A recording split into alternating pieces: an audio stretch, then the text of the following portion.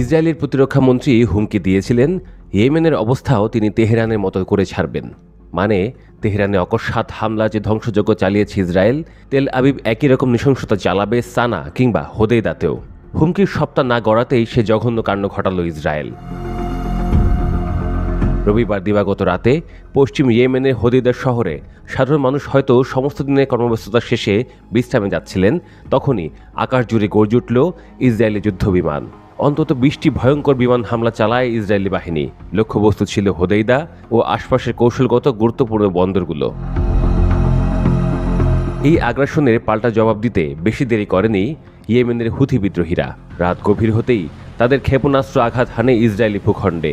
হুথির এক বিবৃতিতে জানানো হয়, আমাদের জনগণ এবং আমাদের জাতির স্বাধীনতাপ্রেমী মানুষেরা, আমরা আশ্বস্ত করছি আমরা সম্পূর্ণ প্রস্তুত এবং আগ্রাসন রুখে দিতে আমরা বদ্ধপরিকর। আল্লাহর সাহায্যে আমরা আমাদের সামরিক শক্তি অটুট রাখব এবং ফিলিস্তিন ও গাজার প্রতি আমাদের সমর্থন আরও জোরদার হবে।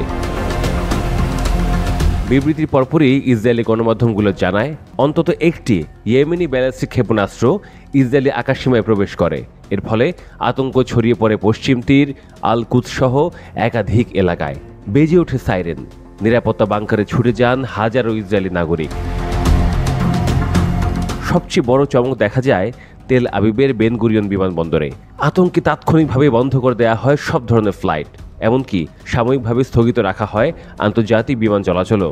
এদিকে ইসরায়েলি বাহিনী হুমকি দিয়ে রেখেছে যে হোদেইদা, রাস ইসা ও আল সালিফ বন্দরের পাশাপাশি হোদেইদা পাওয়ার স্টেশনও তারা বড় ধরনের সামরিক হামলা চালাবে। তাদের দাবি, এসব এলাকায় সামরিক তৎপরতা চলছে। ইয়েমেনি প্রতিরক্ষা বাহিনী বলছে, এসব হুমকি ও হামলা তাদের মনোবল ভাঙতে পারবে না, বরং গাজার উপর ইসরায়েলি নিধনযজ্ঞ যত বাড়বে ইয়েমেনের জবাবও হবে তত বেশি কড়া। এই প্রেক্ষাপটে ইয়েমেনের জনগণও বসে নেই। সাম্প্রতিক এক প্রতিবেদনে বলা হয়েছে, ইতিমধ্যেই 82,000-এরও বেশি স্বেচ্ছাসেবক সামরিক প্রশিক্ষণ সম্পন্ন করেছেন, যারা ইসরায়েলের বিরুদ্ধে লড়াইয়ে অংশ নিতে প্রস্তুত।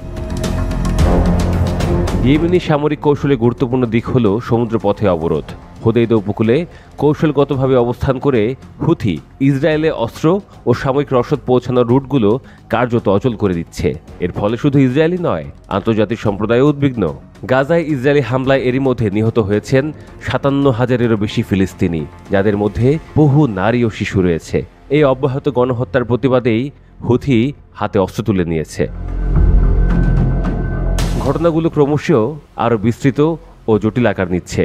মধ্যপ্রাচ্য জুড়ে যুদ্ধের সুর এখন আরও গাঢ়, আরও ভয়ানক। ইয়েমেন ইসরায়েল সংঘাত সে উত্তেজনা মাত্রাকে অনেক গুণ বাড়িয়ে দিয়েছে, যার পরিণতি অনিশ্চিত, কিন্তু ভয়াবহতার আশঙ্কা প্রবল।